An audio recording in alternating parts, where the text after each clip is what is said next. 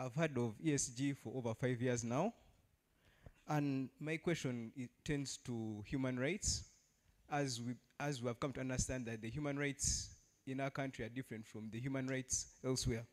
When I hear the word ESG, what comes into my head first is BlackRock, World Economic Forum, and the G20 pushing their agendas onto companies and countries. They have changed one of their policies is the Pride Month. They have changed the month of July to the LGBTQI. I'm not against them, though our country's constitution is against that.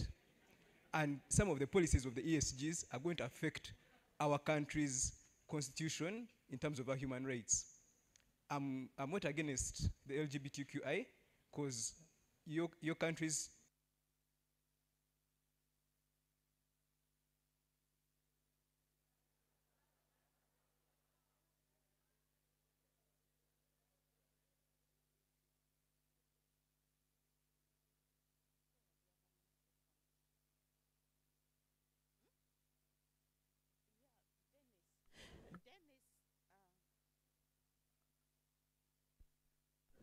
You can speak, we'll be able to hear you. Dennis, where are the microphones?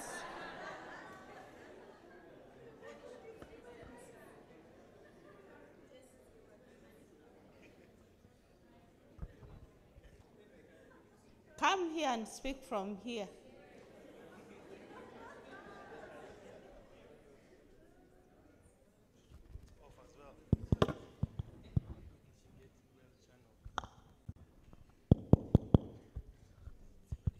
I understand part of the ESG's plan is to push the woke movement on us. The woke movement, I mean the LGBTQI and whatever they stand for, but Uganda's constitution stands for something else. Your country's freedom fighter is a terrorist in another country, and that country's terrorist is a freedom fighter elsewhere. So what plans does UNOC have to protect Uganda's constitution and our human rights in respect to that? Thank you very much. I think the banks will be the best people to respond to that. I'll leave that with Kathy.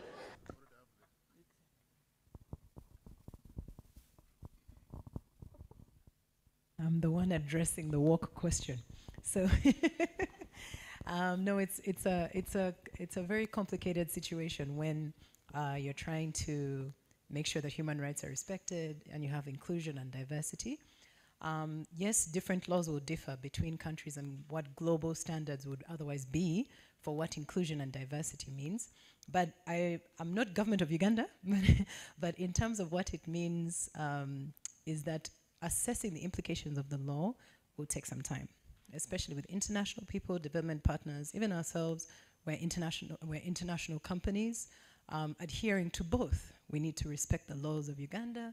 We also need to respect global laws that we're also adhering to. So all I can say is that the implementation of the law is what needs to be negotiated, and currently all those forums are happening between the development partners, private sector, and the government, and that's where we stand for now. But yes, it's a tricky, complex thing, because what I do like with the engagements and the negotiations is that you end up at a middle ground at some point. Yeah, at some point. So that's the most you can do for now, is really engage. Yeah, thanks. Thank you.